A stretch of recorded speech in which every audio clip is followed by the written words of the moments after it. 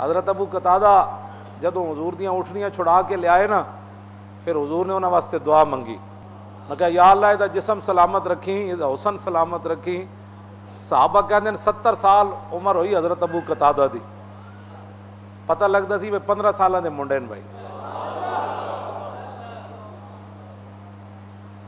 تم آیا نہ در تے کیوں بد نصیبہ، تم آیا نہ در تے کیوں بد نصیبہ، ہزارہ رنگاں وچ رنگیں دے ہاں جی، لب واں ہیں آنکھیں بند ہیں پھیلی ہیں جھولیاں، کتنے مزے کی بھیک تیرے پاک در کی ہے، جاؤں کہاں پکاروں کسے، کس کا منہ تکوں، کیا اور جہاں بھی پرش سگے بے ہنر کی ہے۔ اعلیٰ حضرت کہتے ہیں یا رسول اللہ کدھر جاواں کنوں پکاراں، کوئی اور دربار کائنات وچ ہے کتا کم دا بھی نہ ہوئے تے تسی انہوں روٹی پا دیندے ہو۔ اس واسطے حضور نال وفا کرنی، جدوں حضور دی گل آ جائے پھر گل مک گئی۔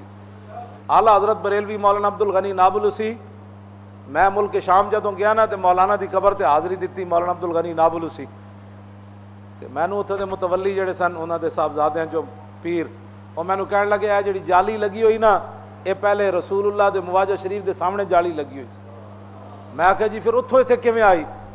انہاں کہا پھر رسول اللہ اس ویلے دے گورنر دی خواب وچ آئے، فرمایا جالی پٹ کے نا تے مولانا دی قبر تے جا کے لاؤ۔ حضور نے پتہ ہے انہوں نے کیڑی گل تو نوازیا، اعلیٰ حضرت بھی اپنے پیراں دا اتنا لمبا ذکر نہیں کرتے القابات نہ جتنا مولانا دا ذکر کرتے۔ اعلیٰ حضرت کو پوچھا گیا بھی تسی ایڈے وڈے وڈے دو جناب 3-17 مولانا دا القاب ہی ذکر کرتے رہندے ہو، کیوں کردے ہو؟